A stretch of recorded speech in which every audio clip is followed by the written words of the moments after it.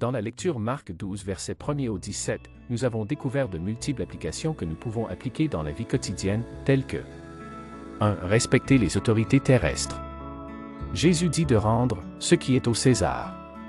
Cela signifie que nous devons respecter les lois et les autorités de notre pays, ainsi que payer nos impôts, car c'est notre devoir civique. Pensez à l'influence de l'homme sur votre vie spirituelle, et assurez-vous de rester concentré sur les choses de Dieu. Faites preuve de discernement entre les exigences de l'homme et celles de Dieu. 2. Donnez à Dieu ce qui lui appartient.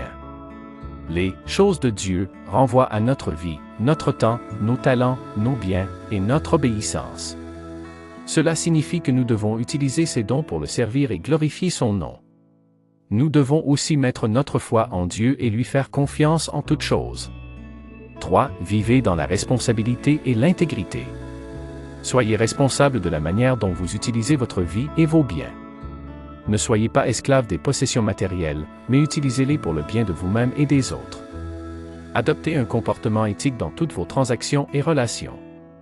Le respect des autorités, la foi en Dieu, la responsabilité et l'intégrité sont des éléments clés pour vivre une vie chrétienne authentique.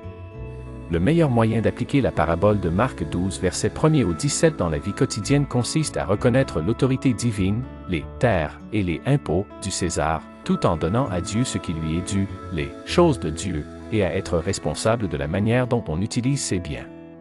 Il s'agit de vivre avec intégrité en soumettant notre vie à Dieu et à ses commandements tout en remplissant nos devoirs civiques et de maintenir l'équilibre dans notre vie spirituelle et matérielle.